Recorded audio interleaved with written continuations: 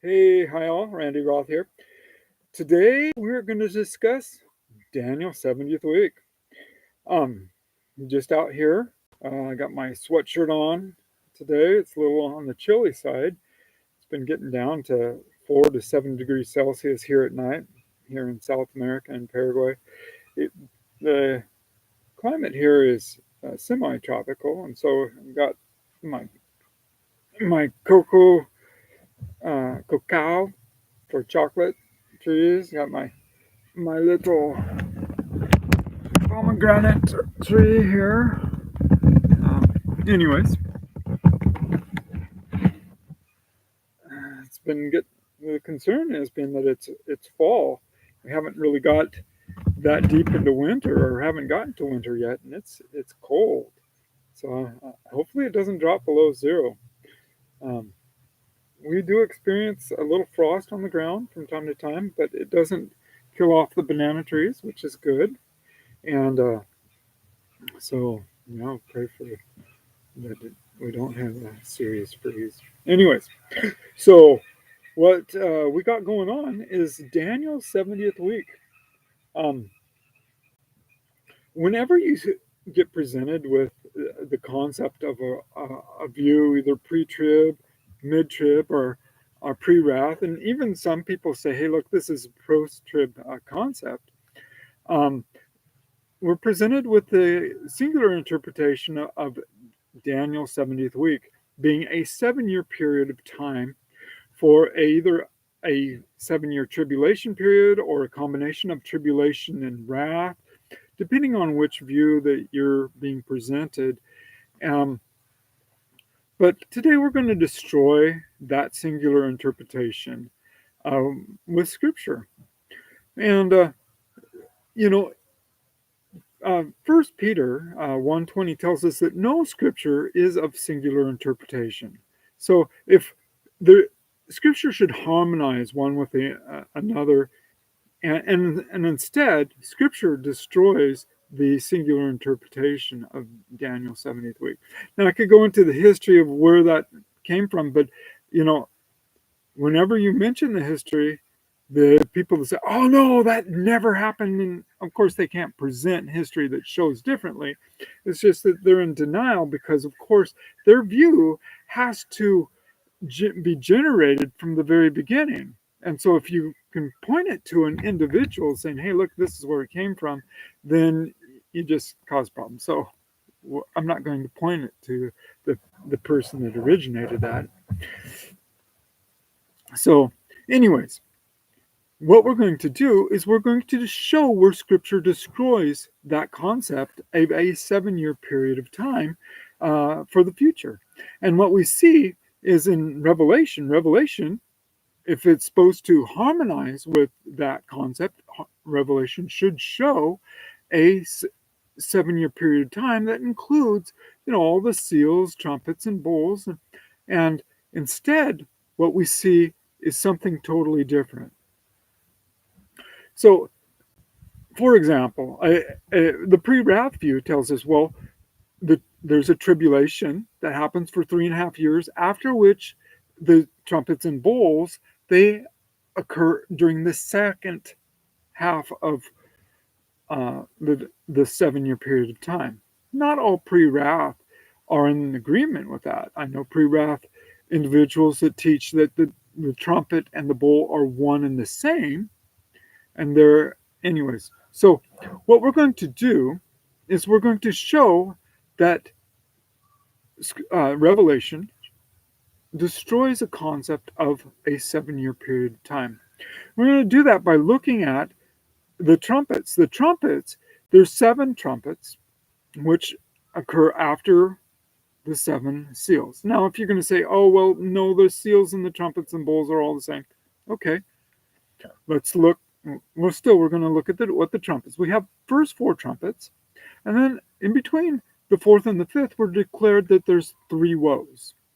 And the first woe includes the 5th trumpet.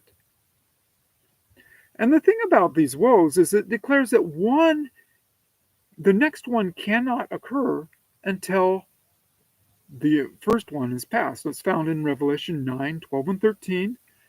for the between the first and second woe, and Revelation 11:14 between the second and third woe.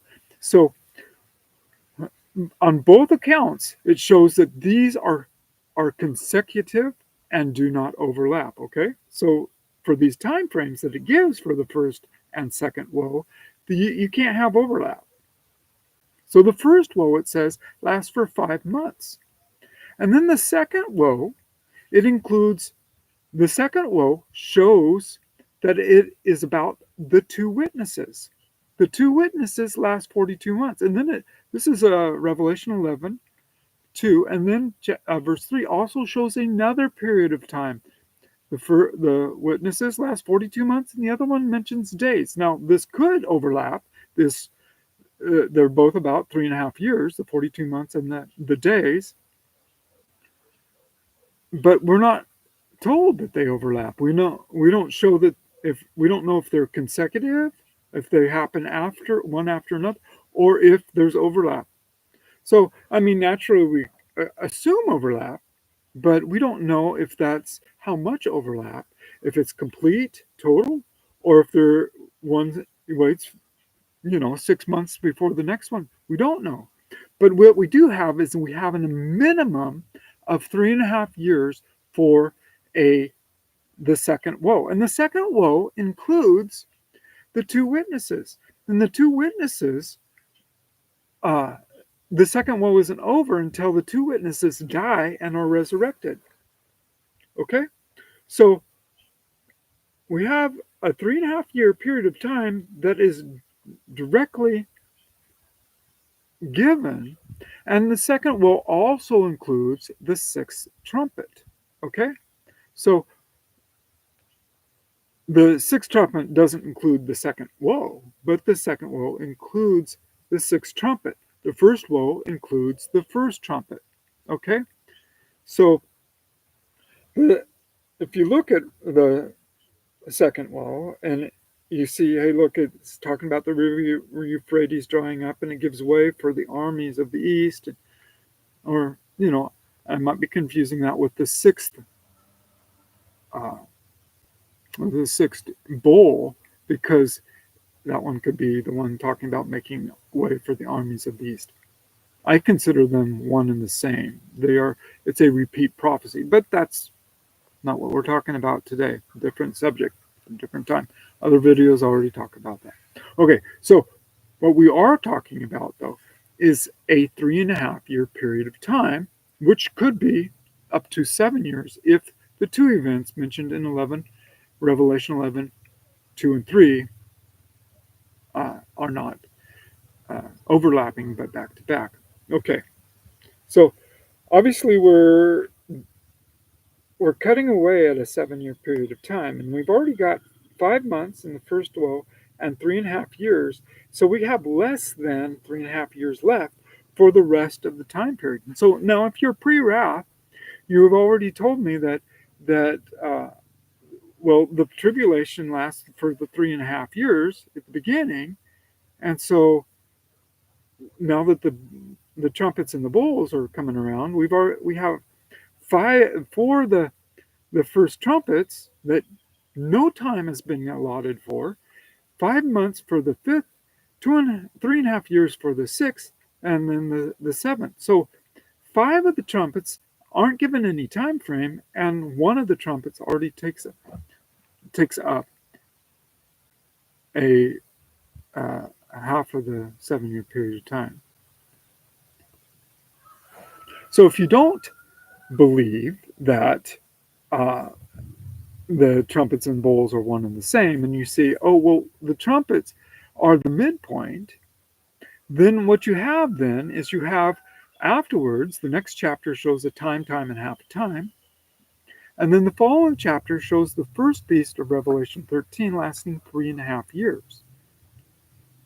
Well, the 3.5 years then for the first beast, if the second beast happens sometime during the second 3.5 years, and that now shows a tribulation for the saints, well, then tribulation of the saints didn't last 3.5 years, because now it shows it in the second half of in the second beast.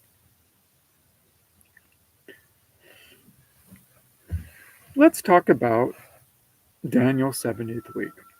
Daniel's 70th week is found in Daniel 9, 26 and 27. Where 26, it's very obvious to most people, and most people come to the same conclusion, is that when it says that Messiah will be cut off, but not for himself, it shows that it's the time of the cross, and when Jesus went to the cross, but not for himself, but for many. So we know that this point happened then. Then the 70th week happens afterwards. Well, the 70th week shows that the temple is destroyed in the middle of a 7-year period of time in which the sacrifices and offerings end. And it's pretty simple to understand. I mean, the temple is being destroyed, right? So if Jesus died in 33 AD, and then the temple was destroyed in 70 AD, yeah, we have a gap between the 69th and 70th week. What about the 7 years? Well, the temple was destroyed during a 7-year period of time known as the Jewish Uprising, or the Roman Jewish War, in which Titus went to the Roman Senate and said, hey, look, I'll go take care of this issue, the Jewish uprising, for you. The covenant that was being confirmed was that, see, there couldn't be any Jewish uprising if the Jews wanted to keep their religion. If they wanted to keep their temple, if they wanted to keep their religion, then they had to not have an uprising. Okay, this was a covenant created that's recorded in the Maccabees way back when with the Alexander the Great. The story goes, as Alexander the Great turns towards Jerusalem to conquer Israel, the news got to the high priest, and so they sought the Lord. The priest sought the Lord and said, look what we're going to do. And so the Lord told them to go meet Alexander the Great on the road to Jerusalem. So they did so. And so there, Alexander the Great, according to the story as it unfolds in the Maccabees, God gave him a dream the night before.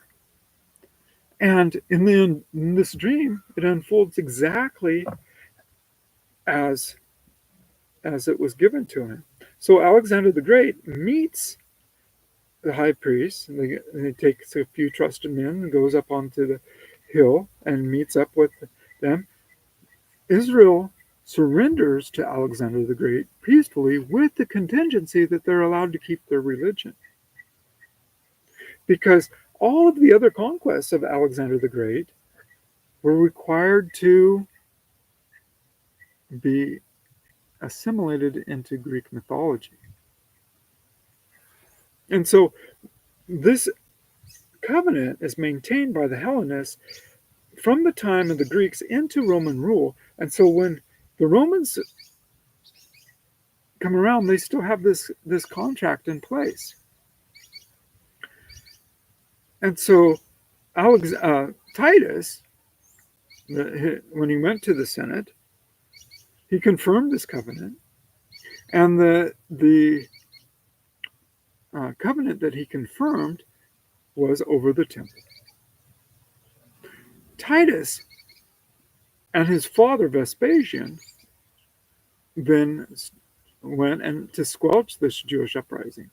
Halfway through, his father Vespasian hears about the turmoil back in Rome and takes half the army and goes back to Rome and ends the uprising and becomes the ruler of Rome. I don't know that emperor was the correct terminology or not. You study history a little more.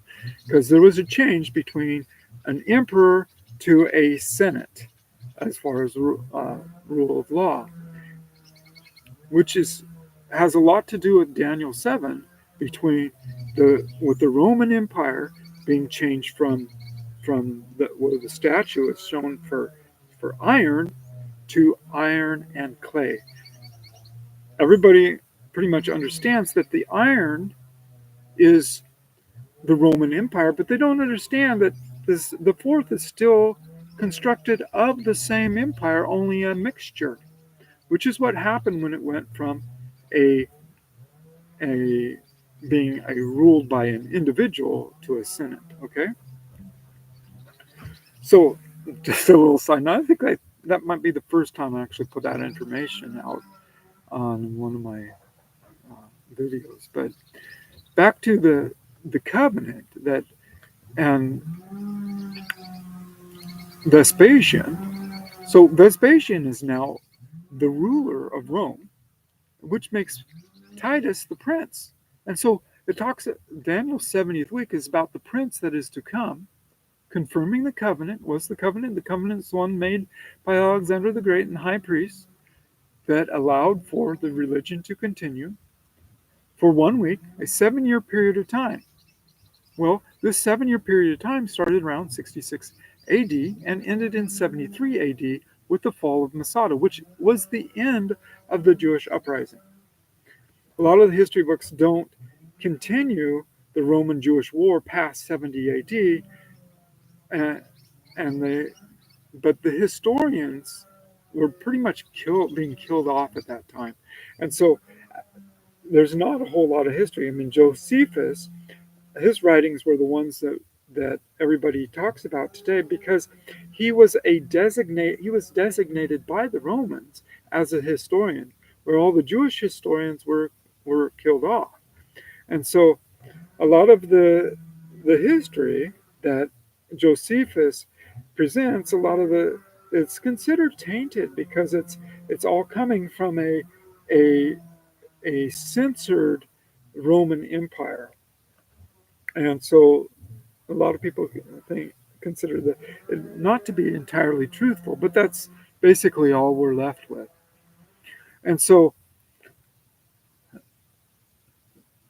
Vespasian is now the ruler. Titus is the prince. The covenant is made.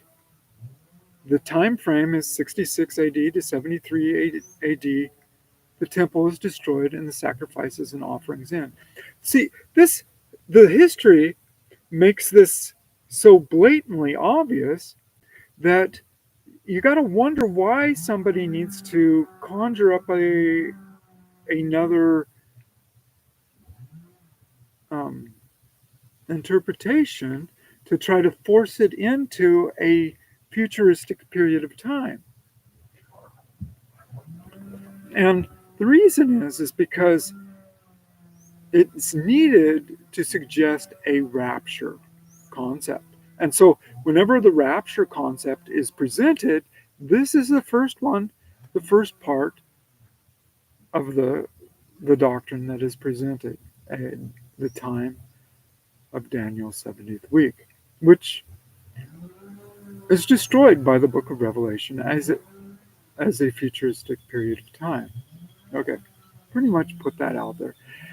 And so I'm going to make this into a short video. I mean, there's so much more that could be said, but I think the point has been made. I'm thinking if there's any other points that I need to address concerning this time period that started with